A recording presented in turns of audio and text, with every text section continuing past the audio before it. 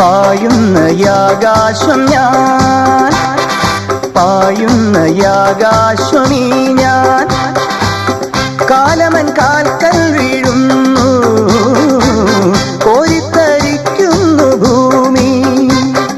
താളത്തിൽ തകതക താളത്തിൽ താഴത്തെ തരിമണൽ പാടുന്നു, അനുപദം അനുപദമണയുക വിജയപദം. സരി സദ സദ പദ പഗ പകരി സാ. പായുന്നയാകാശം ഞാൻ, പായുന്നയാകാശമീ ഞാൻ. പായുന്നയാകാശം പോലെ ഒരു തൊഴിലാളിയുടെ ജീവിതവും ഒരു നിമിഷം പോലും നിൽക്കാതെ പായുന്നു. അവന്റെ ഓരോ ചുവടിലും വിയർപ്പിന്റെ തിളക്കം, ഓരോ ശ്വാസത്തിലും സ്വപ്നങ്ങളുടെ ഭാരം. അവൻ പായുന്നത് സ്വന്തം ലക്ഷ്യത്തിനായി മാത്രമല്ല, നമ്മുടെ ജീവിതം മുന്നോട്ട് പോകാൻ വേണ്ടിയാണ്. ആകാശം പായുന്നത് ഒരു യാഗത്തിനായി, തൊഴിലാളി പായുന്നത് ഒരു ലോകത്തിനായി. മെയ് 1 ലോക തൊഴിലാളി ദിനം. മെയ് ദിനം എന്നത് ഒരു അവധിയോ ഒരു ആഘോഷമോ അല്ല, തൊഴിലാളികളുടെ അവകാശങ്ങൾക്കായി നടത്തിയ സമരങ്ങളുടെ ഓർമ്മയും ബഹുമാനവും കൂടിയാണ്. മെയ് ദിനത്തിന്റെ പിന്നിലെ കഥ 19-ാം നൂറ്റാണ്ടിലെ അമേരിക്കയിൽ ആരംഭിക്കുന്നു. അക്കാലത്ത് തൊഴിലാളികൾക്ക് ദിവസവും 12 മുതൽ 16 മണിക്കൂർ വരെ ജോലി ചെയ്യേണ്ടി വന്നിരുന്നു. ഇതിനെതിരെ 8 മണിക്കൂർ ജോലി, 8 മണിക്കൂർ വിശ്രമം, 8 മണിക്കൂർ വ്യക്തിജീവിതം എന്ന ആവശ്യം ഉയർന്നു.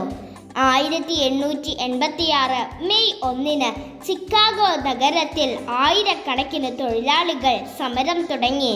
സമരം ദിവസങ്ങളോളം നീണ്ടു. മെയ് 4 ഹെയ് മാർക്കറ്റ് സ്ക്വയറിൽ നടന്ന സമരത്തിൽ സംഘർഷം ഉണ്ടായി. ഒരു ബോംബ് സ്ഫോടനവും തുടർന്ന് പോലീസിന്റെ വെടിവെപ്പും നടന്നു.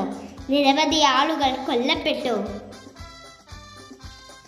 ഈ സംഭവം ലോകമെമ്പാടുമുള്ള തൊഴിലാളി പ്രസ്ഥാനങ്ങളെ ശക്തിപ്പെടുത്തി. 1889 സെക്കൻഡ് ഇന്റർനാഷണൽ എന്ന സംഘടന ഈ സമരത്തെ അനുസ്മരിച്ച് മെയ് 1 ലോക തൊഴിലാളി ദിനമായി പ്രഖ്യാപിച്ചു. തുടർന്ന് നിരവധി രാജ്യങ്ങൾ ഇത് ഔദ്യോഗികമായി ആചരിക്കാൻ തുടങ്ങി. ഇന്ത്യയിൽ ആദ്യമായി 1923 ചെന്നൈയിൽ മെയ് ദിനം ആചരിച്ചു. ഈ പരിപാടിക്ക് നേതൃത്വം നൽകിയത് എം ശിങ്കാരവേലർ ആയിരുന്നു. ഒരു ആകാശം തൻ്റെ യാത്ര നിർത്തുന്നില്ല, അതുപോലെ തൊഴിലാളിയും നിർത്തുന്നില്ല. വെടിയൊച്ചകൾക്ക് മുന്നിലും അവൻ പാഞ്ഞു. അവൻ്റെ ആ പാഴ്ചയാണ് ഇന്ന് നമുക്ക് ലഭിച്ച 8 മണിക്കൂർ ജോലി എന്ന അവകാശം.